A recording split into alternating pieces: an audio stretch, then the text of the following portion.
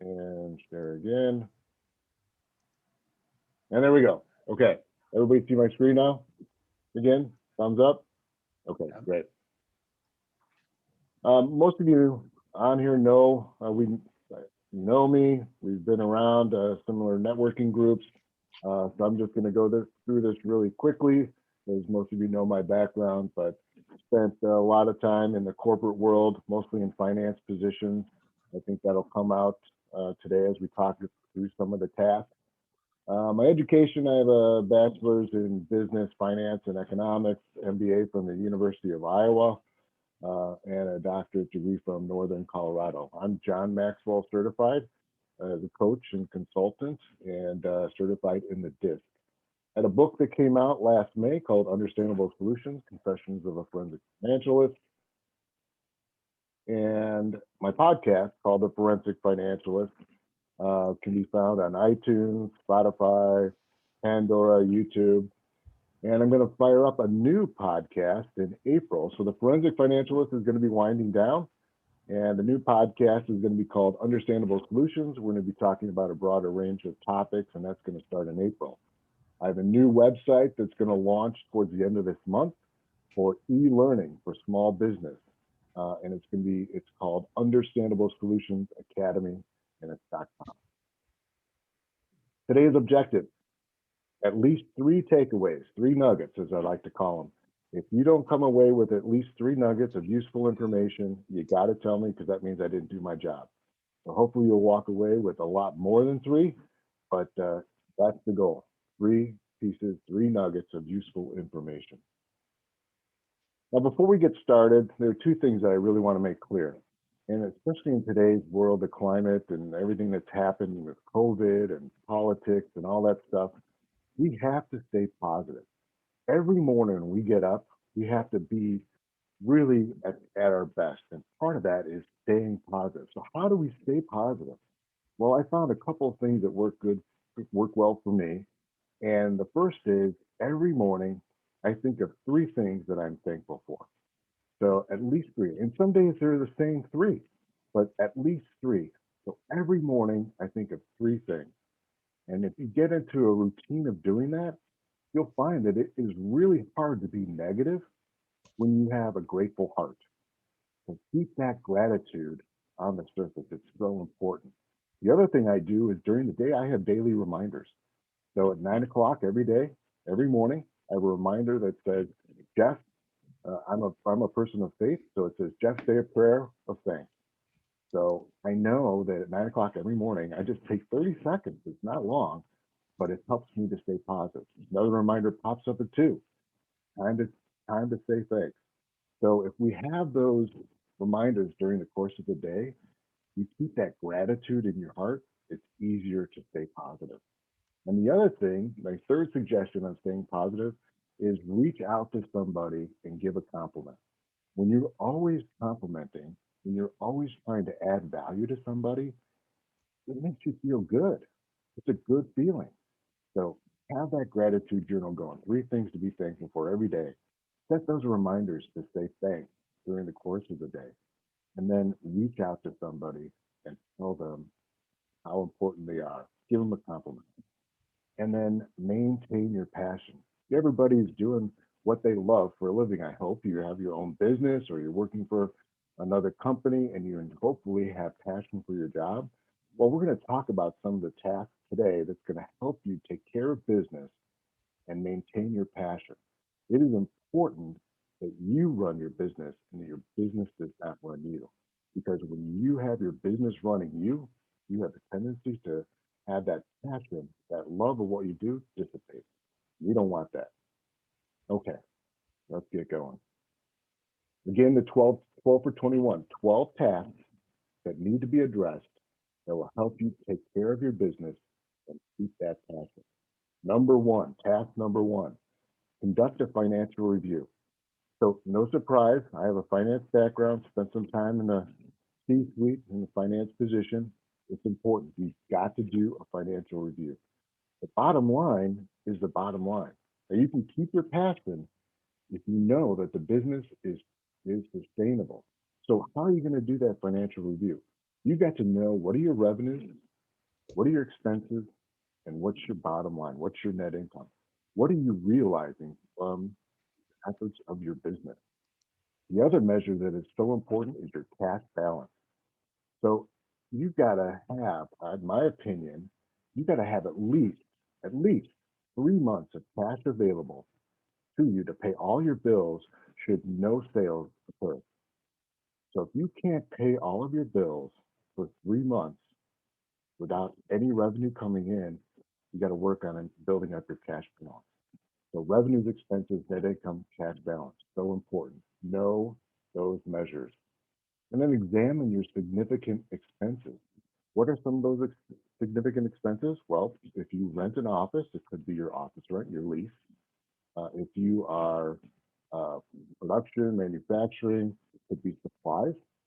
If you have a lot of employees, employee costs. And then if you have loans, your debts. Make sure you know what's the level of these expenses and how does it relate to your total expenses. It's going to impact your net income.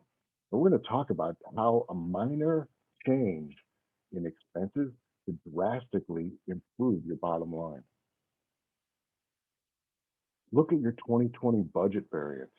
So I like to use this example. Was with a company years ago, and they didn't have a budget.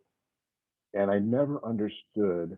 I'm a finance. I mean, how can you not have a budget? I have a budget for my home. I have a budget for my business, and I could never understand why this company, gross revenues of about uh, $4 to $5 million, didn't have a budget. And the CEO was adamant. In fact, got hostile with me that I didn't understand his business because it didn't make sense to have a budget. So when I was trying to help improve the bottom line without a budget, the bottom line was a -$1 million. So in this, think about that. Negative, the company was losing $1 million off of growth of just over four. That's a negative margin of 25, or a little over 25%, or around 25%. For every dollar coming in, he was losing 25 cents. So I had a million reasons why he needed a budget. Another quick example, uh, another client who didn't believe in having a budget. And, she always said, well, my company's small. I don't need one. It's not important to me. Okay, well, I obviously don't agree. I think you need a budget. You need to anticipate those expenses coming in. She said, well, if I have cash, I don't need it. I know I can pay for my bills. Okay. Do you have enough cash? Yeah, I have enough cash. Well, how do you know you have enough cash? Well, I mean, I'm paying all my bills. Do you know all the bills that are coming in for the rest of the year? Yeah, yeah, I do. So actually, this happened last November. Um, Ran out of cash. Big bill came in right around Thanksgiving. Um, wasn't in a budget because there wasn't a budget. Couldn't pay the bill. Not enough cash. So you gotta have a budget. If you don't have a budget now, time to develop one. We're just about at the end of the first quarter of 2021. Develop that budget. It's going to help you so much in understanding where you are currently and where you can end up towards the end of the year. And that's where the 2021 budget comes in. So you can always compare back to how you performed, how your business performed last year, how you're doing now, and where you can expect to be next year. I got this right out of QuickBooks. And for those of you who do your financials on QuickBooks, it's a simple report. Just do your P&L right out of QuickBooks. And I'm not going to get into the detail, but the key numbers that you need to know and you need to look at, I would say at least monthly: total revenue, total expense, and net profit. You've got to know how your business is performing. Now, I look at my financials much more than monthly, but I would suggest you've got to look at them at least monthly. And if you want to get into the detail, of course, gross profit, so you know exactly what you're getting from the sale of your goods and services, that's important too. But at the very least, total revenue, total expenses, net profit. Now let's examine your gross revenue. So that's task number 2. Where are your sales coming from? And this is not a financial talk. It's not all financial, but these are some important tasks that you need to know. You got to know your numbers. So compare your gross revenues to previous years. How did you do this year? How are you doing this year compared to previous years? And you should do that going forward. And what makes up gross revenue? Well, volume and pricing. So the more you sell, your gross revenues are going to go up. The less you sell, like we experienced in 2020 and some still experiencing with COVID, the less you sell, your revenues, gross revenues are going to go down. Now, let's talk about break even just for a second under pricing. Working with another client, and he's going to actually started selling a particular product for $95. Why was it $95? Well, they thought $95 would put them in a competitive advantage, competitive pricing advantage in the market. And it's true because competitors were selling this particular product for more than $95. But when we look at the cost of developing and selling this product, it actually turned out the costs were over $100. So if you're selling the product for $95, but it costs you 105 or over 100 to sell it, you're losing money on every single unit that you sell. So it doesn't matter if you are in a price advantage or not, you're losing money. You're losing money on every single unit. So it's so important that you cover your costs. How are you going to know what you should sell it for just based on market conditions? You've got to cover your costs. So you got to look at market, you got to look at cost in order to make sure that you're priced correctly. Now let's talk about improving the bottom line. Now, there are two sides to the equation, revenue and expenses. We talked about price, we talked about volume, and we talked about expenses and some of those big expenses. How are you going to build the volume? How are you going to get your leads, get your prospects that are going to turn into customers and clients? That's part of your marketing and sales plan. And we're going to talk about that, but that's how you got to build your volume, whether you're selling a product or you're selling a service. So you've got to keep in mind when you're looking at your gross revenues, your total sales, those are the two components of that, super important. Your price, how much you're selling it for, how many are you going to sell, and then what does it cost you to sell those units, that product, that service. So let's go through an example. This is a super simple example, but I'm going to really want to emphasize the point of knowing your numbers, and then we're going to move on to other tasks. So let's pretend, current state, that you are selling a unit, call it a widget, for $50, and you sold 100 of those. So your total sales is $5,000. Your gross revenue then, $5,000. Your expenses, total expenses, 4,500. That gives you a net profit of 500. You have a profit margin of 10%. Not bad. Okay, performing well. But let's see what it takes to increase profit by 300%, or increase your profit margin from 10% to 25%. Let's just see what little changes can we do in order to make that financial improvement. What if we increase price by 5%? Now, you've done your analysis, you know you're competitive in the market with price, you know you're going to cover your costs, you've done the break even. So what if you could increase your price by 5% from $50 to $52.50? So not a huge increase. But what does it do to your net profit? If you could keep that price at $52.50 and your expenses the same, your profit margin now goes from 10% to 14.29% and increased your net profit to $750 from $500. That's just from making a 5% price increase. And these are small numbers. So if you're instead of selling 100 units, you're selling 1,000 units.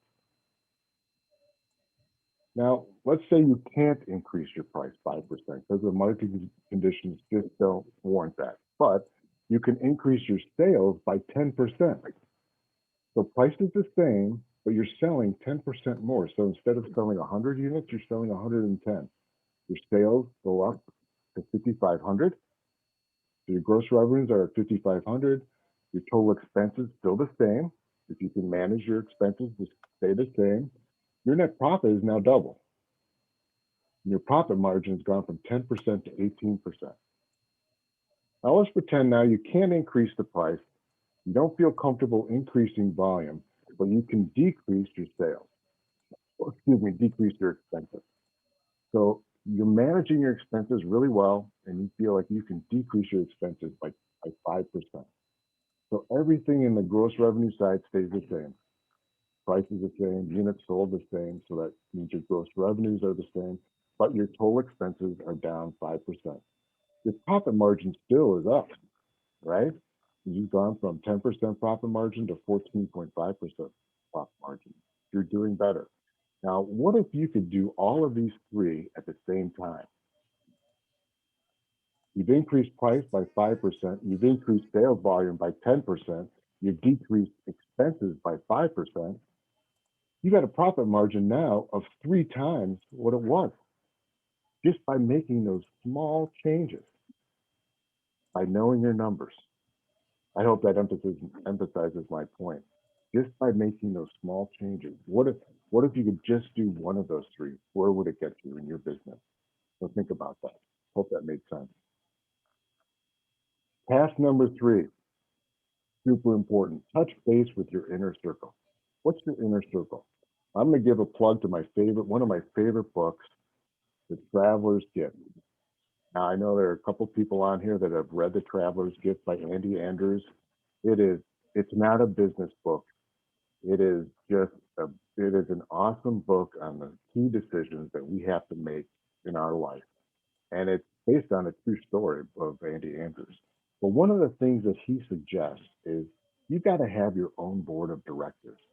We can't pretend that we have all the answers. We don't have all the answers. There's no way that we have all the answers. But if you have your trusted advisors, your own board of directors that you can go to and ask questions of like, should I increase price? Can we decrease expenses here or there? What about increasing sales volume? Or do we have the right target market? Wouldn't that make your life so much easier? So who should be on your board of directors? Well, I hope that you have an accountant that you trust, that you know well. I've been working with my accountant for over 20 years, and he's not local, but it would be really, really hard for me to change because I've known him for 20 years. He is a trusted advisor. Attorney, you should have an attorney that you know, like, and trust. Insurance. I know we got some folks on this call that are in insurance. You should be uh, you should know your insurance agent very well, and they should be on your board of directors as a trusted advisor. We learned that during our snowstorm in February. Boy, it really helps to have a good insurance agent that you know, like, and trust. Banker, of course. Personal preference for me, since I'm a business coach, it's good to have a business coach as on your somebody that's a trusted advisor on your board of directors, and anybody else that could give you that uh, that voice of truth that should be a trusted advisor. Now, there's another person I talk to him every week, sometimes more than once a week, and I've known him for wow, over 40 years. He is part of my trusted advisor, my board of directors, and he's going to tell me not what I want to hear, what I need to hear. So whoever's going to be on your board of directors as a trusted advisor, don't make sure they're not going to tell you what you want to hear. I mean, anybody can tell you that. They got to tell you what you need to hear, what's going to make you a better person, what's going to improve your business. And sometimes that information is hard to take. You got to get it. That's what's going to be. That's what's going to help. That's a real friend. That's a real trusted advisor telling you what you need to hear. Task number 4, review plans for 2021. Now, what does this mean? Well, I hope in your business and even personally, You have your purpose and your mission statement. Your why. Why do you do what you do? What are you passionate about, and why are you doing it? Now, I have one for myself, and I have one for my business. Your core values. What are those non-negotiable line in the sand that it is what you firmly believe in? You've got to have those core values for yourself and for your business. It's going to help you make those decisions because you'll always have that barometer, that test of what's right, what's wrong for you and for your business. Your goals. You've got to have goals in your plan every year. You should check them every quarter, every month, really. I check them every week. And I write them down every day, my personal goals and my business goals. So they just top of mind. And I am so laser focused on meeting those goals and strategies to meet those goals. How are you going to meet those goals? They're not just going to happen by happenstance. They're going to happen because you have intentionally planned for them. And it takes strategy. It takes strategies in specific areas, marketing and sales, right? We got to have a marketing plan. We got to have a sales plan. Those are two different things. Very important distinction. Systems and processing. We're going to talk about that. But if it is something that you're going to repeat and you do it consistently, make it a system. If it's a system, then it becomes so much easier. You never have to wing it. Resources. If you have employees, if you have supplies that you purchase on a routine basis, if you have IT needs, those are resources that you need to plan for, and it should be part of your strategy. And the budget. How are you gonna how are you gonna pay for all of these resources that you need in these plans if you don't have a budget? And the way I like to think about it, and again, looking at revisiting your goals, measuring, tracking them, you got to know how you're performing. And the way I like to think about this is a map, a roadmap. So if I'm when my I moved down here to Texas in November of 19, and my wife Diane and the kids moved down in July of 20. So I made a lot of trips back to Illinois. And it took me for a while a roadmap. And I'm not good at directions. My wife will be the first one to say, Jeff is terrible at directions. I'll get lost going to Walmart. But a map helps, right? So my goal was to get from the woodlands back to Illinois. That's my goal. Now, how am I going to get there? Well, my strategy is I'm going to use a navigation because if I didn't use a navigation, I would end up in Florida. So I used the navigation to go from the woodlands back to Illinois. Now, in order to do that, how am I going to know how much gas I'm going to need? Well, the gas, those are my resources. And my budget, the budget is gas gauge, right? It's going to tell me how much gas do I have left? How much gas am I going to need to get from the woodlands to Illinois? That's your budget. How much is it going to cost you to provide the services that you want to provide or sell the products that you want to sell? It's going to require resources, and you've got a budget for those resources. I hope that makes sense. And I'm not going to go through these, but I just want to make sure that you all think about what is your own purpose, what is your own mission statement, and your own core values. It's so important. It's those things that are non-negotiable. It's not something that you really have to think long and hard about, because if you have to think long and hard about a core value, it's probably not a core value. And it's not something that you necessarily do every day, or achieve every day, I should say, but it's something that you aspire to. For example, I'm a person of faith, but it doesn't mean I'm perfect. I'm definitely not perfect. I'm far from it. I fall short all the time, but I'm working on it. And it's one of those things that I aspire to. Task number 5. Let's switch gears a little bit. Your customer relationship management program. Now, The reason this is a task is you've got to know who your customers are. And it doesn't really matter if you have a CRM program or not, but what is important is that you track your customers. Where are they coming from? How can you stay in contact with them? You've got to keep them top of mind. So the easiest way I can put it is people will quit a service or a business, but they will not quit as readily a relationship. If they have a relationship with you, they're not gonna quit. But if they don't, then they'll be more apt to quit. How do you keep a relationship with your customers?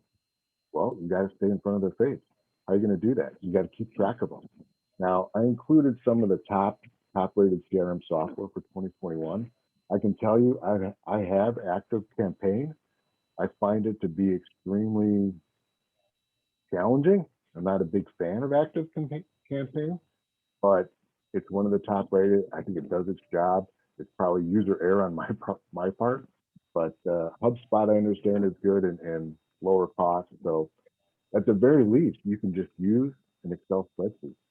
Just track everybody in an Excel spreadsheet. So, but what's important is keep track of your customers and update it regularly. I try to update it every week, and you need to do whatever works best for your business, but certainly no less than monthly. And you should be reaching out to your customers at least, depending on your business, I would think at least quarterly. Um, maybe monthly makes more sense. It depends on your business, but keep track of your customers. Know who they are. Know how you can get in touch with them. Contact them. Keep in communication, so they feel like there's that relationship. Task number 6: update your sales and marketing plan. Now, I don't know if anybody's ever heard of Philip Kotler. He's like the marketing guru, and I'm not going to get into these definitions here. But Philip Kotler, who is taught marketing, came up with the famous marketing mix. Marketing mix being price, placement, product, promotion. You got to do marketing to sell. So think of it this way: do marketing to make a sale. You got to have a marketing plan. You got to know wh- where your product's going to sell best. Where should How are you going to promote it? And then you got to actually sell it. You got to have a sales plan to make it happen. So, two questions that are so important: how do you get your leads? How do you get your leads for your business? You got to know where they're going to come from. If you don't know where your leads are, where your target is, where your leads are going to come from, then you got some homework to do. But you've got to know where your leads are coming from, and then how much is it costing you to get those leads? In other words, are you spending too much money on a target that is not meaningful, is not getting you the sale that you need? So get that marketing plan, have a sales plan, but bottom line is you got to do marketing to make a sale. In other words, get those leads, and how much does it cost you to get the leads? The way to look at it is like this: how much are you spending on all of your marketing efforts? Cost of everything that you do with regard to marketing, whether it's digital marketing, advertising, direct mail. If you work with a marketing consultant, that's part of marketing. If you're working with somebody to develop your website, that's part of marketing. How much is all of that costing you? And what's the return? Are you getting a return on that spend? So the more you spend on marketing and sales, the more you should be selling. I mean, more sales you should be making. So you have that positive ROI. And in your marketing plan, you got to have some objectives. What's the purpose of your marketing plan? What's the budget? How much are you going to spend? Again, what's the cost over here? But you got the cost that you're actually spending. You've got to meet the budget. Part of the resources in order to sell those products and services in your business. The strategy. What kind of strategy are you using to sell your product? And what kind of mediums are you using? You're doing more digital, more virtual now than ever, but how much is it costing you and what's going to work best? And then you got to track the outcomes. You got to measure, measure, measure. So you know what meetings you're using and the strategy that you've implemented is providing that ROI, that return on the cost of all the marketing and sales efforts. So review sales and marketing plan is so important. Task number 7, let's switch to resources. What are resources? What other resources are included in the business? Well, vendors and suppliers. Now's the time to see if you can negotiate better terms with your vendors and suppliers. Just like you, all businesses have been hurting to some extent. And if they're a good vendor, chances are they will work with you to get some more favorable terms. And now's the time to try to negotiate that. Employees, do you have uh, salaried employees, W-2, or contract, 1099? How many of those folks do you need? I'm never one to just cut. That doesn't make sense. You gotta always think long term. Make sure that your resources are being properly used, and that includes people, and that requires a plan. And then with regard to IT, what software programs and applications are you using, and you need to make any upgrades in hardware. So my thought on the software, for example, if you haven't used it in a year, get rid of it. If you are paying a subscription for an application and you haven't used it in 1 year, over 1 year, then get rid of it because it's not worth it. It's not worth paying a subscription fee for something that you are not using. That's something that you can eliminate to decrease your overall expenses. And make sure that you back up all of your information, whether it's in the cloud or you have some service, you got to back up that intellectual property that you have. So you have it in safekeeping. You never have to worry about it. Do that at least. I do it monthly. So I would encourage you to do it at least monthly, some more often, but back it up because once it's lost, it's lost. So task number 7 is resources review. Task number 8, now we're going to talk a little bit more specifically about employees. You got to make sure you have an employee plan. If you have employees within your business, make sure that the employees or labor costs that you are incurring make sense. So you know the cost for the labor based on the sales that you are realizing. And that should be pretty consistent or decreasing over time. Now, I'm not saying decreasing because you're reducing labor costs necessarily. It's because your gross revenues are increasing. So you got to keep in mind some of the key metrics. And that rate, I think this ratio is a key one. So if you have employees, make sure that you are planning for those employees. And part of it is that they are productive, efficient, based on the gross sales that you're realizing. How do you measure that? Labor cost over gross sales or product or service sold. A couple other metrics I think are important. Employee turnover. If you have a lot of turnover, one client, for example, had clients, total employees of about 150 and decreased all the way down to below 50. I think it was around 40. So what happened? Well, a lot of people left. And they decided not to come back or decided not to fill those open positions. So what happened with this ratio? Well, it was a toxic environment. There were a lot of problems, but that is a huge decrease in employee resources. And the turnover was through the roof because employee satisfaction, the other measure that is so important, it was abysmal. It was just really, really in the toilet. And it took some thinking through what is going on within the company.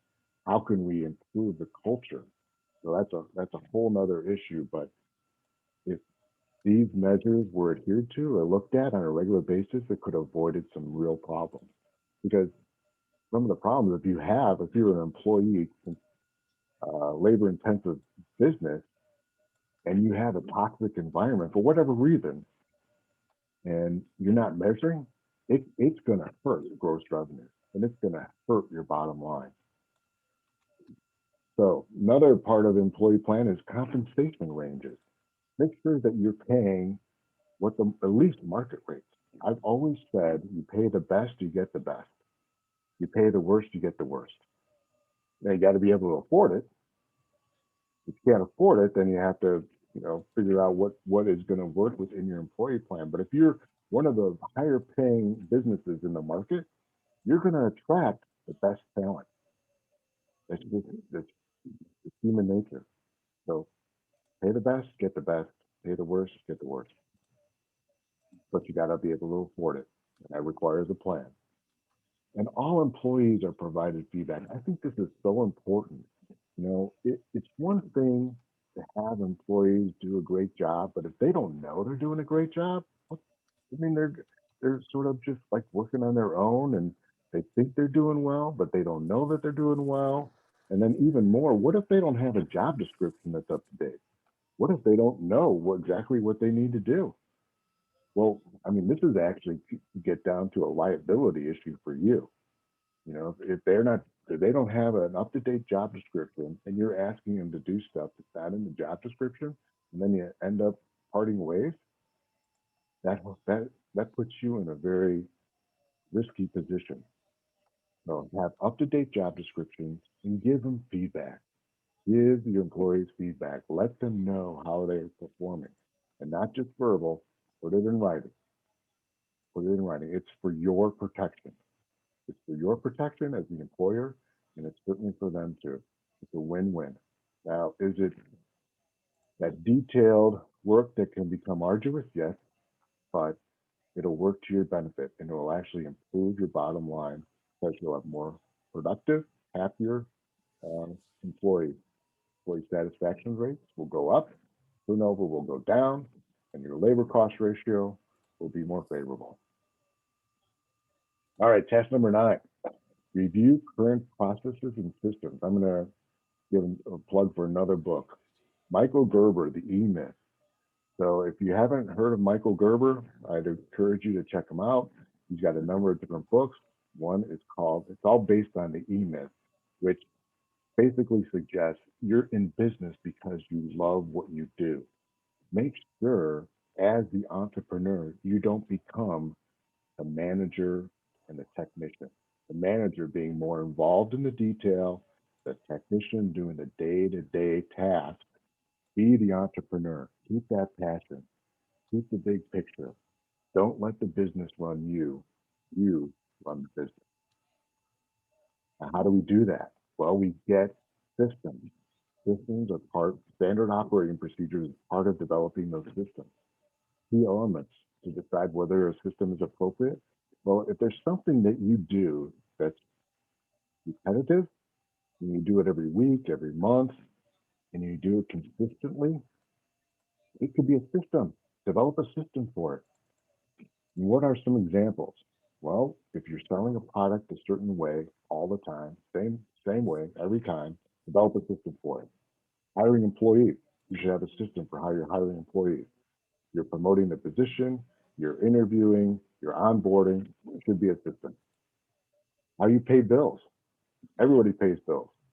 How are you paying your bills? Are you paying them every week? Are you paying twice a week? Who's paying them? How are you paying them? Should be a system. Sending out invoices.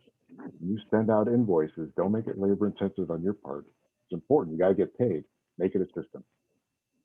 And then service or product delivery. If you have to deliver your product or service and you do it repetitively and consistently the same, make it a system.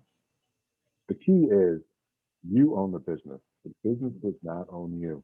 And you should be able to walk away from the business, take a vacation, and have somebody else take control of the system. When keep your passion. Keep your passion. When you start doing this stuff every day, the daily task, it becomes arduous, it becomes tiring and exhausting. And before you know it, you're the technician, as Michael Gerber puts it, and you've lost your passion. You don't want that to happen.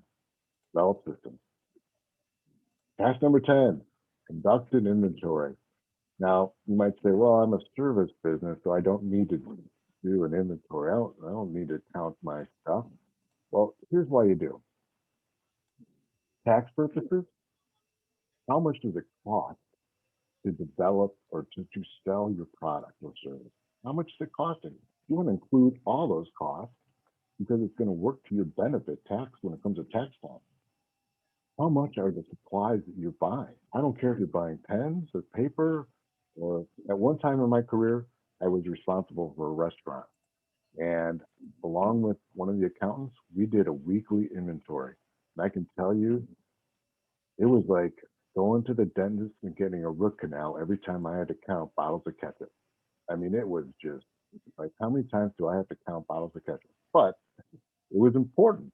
You know, we have to count our stuff so we know how much is it costing to deliver the service, to provide the product, and is there waste? You know, with regard to the bottles of ketchup, you know, we didn't use all the ketchup. We ended up throwing some out. That's a waste. We don't want that. You want to reduce the waste. That's because for everything you're throwing out, that reduces your bottom line. Think of the cost savings if you had no waste at all. And that is a direct impact on your bottom line. And that bottom line is cash in your pocket. Think back to our example earlier. If you could decrease expenses by 5%, what that means to money in your pocket. Count your stuff.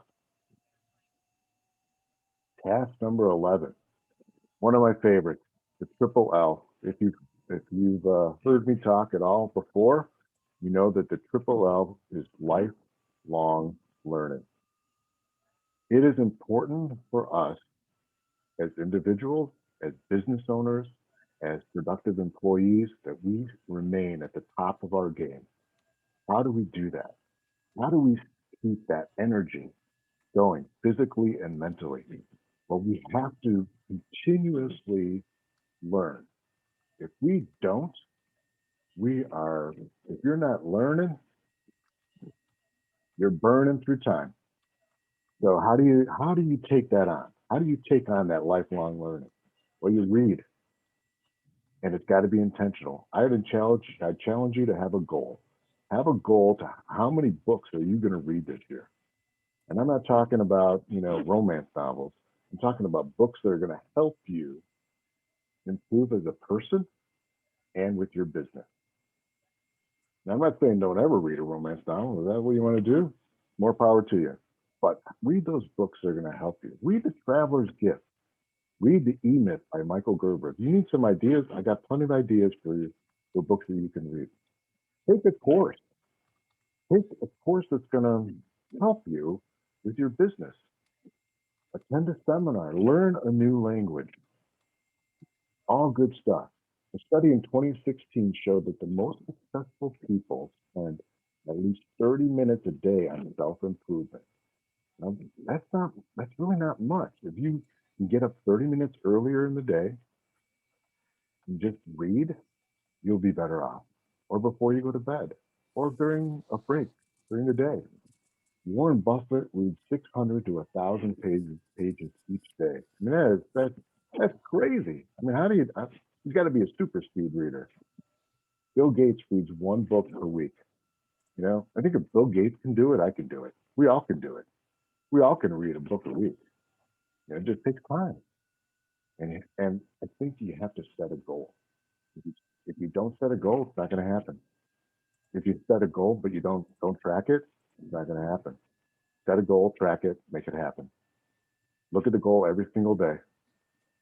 If you set a goal but you don't look at it ever, it's not going to happen. You're not going to achieve it.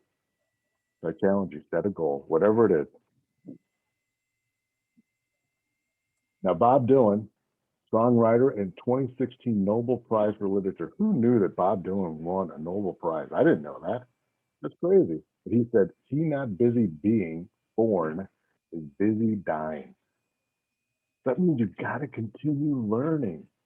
Learning, that's being born. Because if you're not, then you're busy dying, according to Bob Dylan.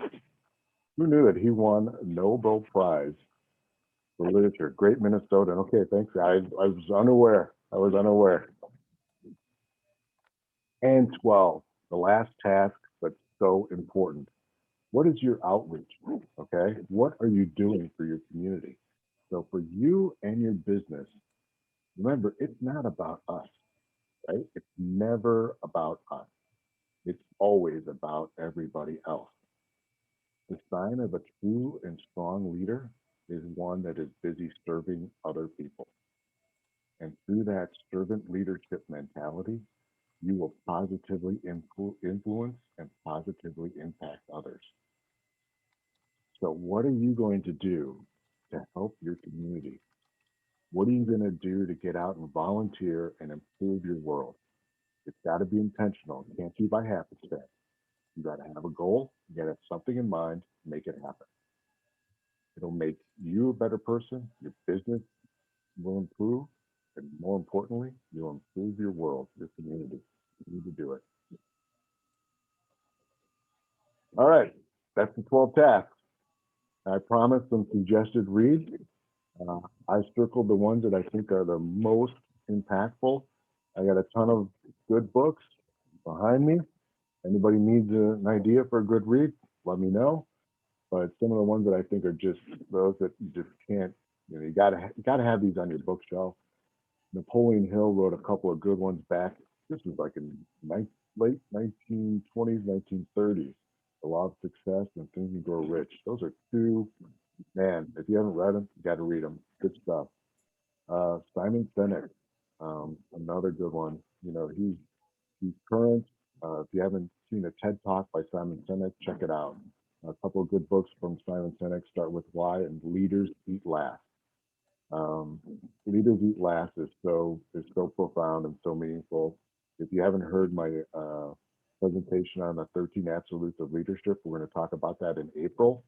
Um, Simon Sinek has a big influence on that. Power of Positive Thinking, of course, another good one. I think that was written in the 1950s, and I talked about the Traveler's Gift. So the 10X rule, yes, the 10X rule. Grant Cardone, I love Grant Cardone. I mean, he will knock your socks off. If you haven't read any of Grant Cardone, I encourage you to check it out and listen to him on Audible because he is like a bulldozer just coming through. I mean, he is very inspirational and motivating. Grant Cardone's awesome. And the E-Myth Revisited. Yeah, good stuff. And he's on Clubhouse, right? I don't know if anybody have the Clubhouse app. It's something that recently I was introduced to. It's a great app. Check it out. You'll be able to listen to some of our leaders, and it's not just leadership, but it's folks from all kinds of different walks of life. And you can just sign on and listen in. It's good. It's a good app. Um, okay. So that said, that wraps it up. We're at 1:57. I did make it within an hour. I talked fast, but I'll stay over for some Q&A if you have some questions. But one thing I wanted to offer up, if any of you want to spend some time talking about your business, have a question, if you just email me at Jeff at Understandable Solutions, put in the subject line 12 for 21. We'll spend 60 minutes talking about whatever will help you out, and certainly do that complimentary and just as a thank you for being here today. I am grateful that you participated and attended. It means a lot to me. And again, these are my contact numbers, my website, understandablesolutions.com, my podcast. And then in April, the next webinar is going to be the 13 Absolutes. I've been asked several times, when are we going to talk about that again? And so I decided we're going to talk about it in April. I originally had planned compassionate and persuasive communication, which I think is a great topic, but I'm going to save that for May or June. And so in April, we're going to talk about the 13 Absolutes. So that wraps it up. I'm so grateful that you participated and attended today. I hope you got something out of it, at least 3 nuggets. That's what I said. That was my objective. If I did not achieve that, you got to let me know. That's the only way that I'm going to improve. So thank you. Thank you so much. And I'm going to stick around if you have a question. Otherwise, have a great day, and thanks again. Thanks, Jeff. Thank you. Hey, thanks, Jeff. Thank you. You bet. Really, yeah, and Bob Dylan is from Duluth, Minnesota. So Duluth, yeah, eh? well, yeah, the Iron Range, Northeast Minnesota. So we always hear about him. I think there's a street named after him. But hey, a couple. I wanted to ask because I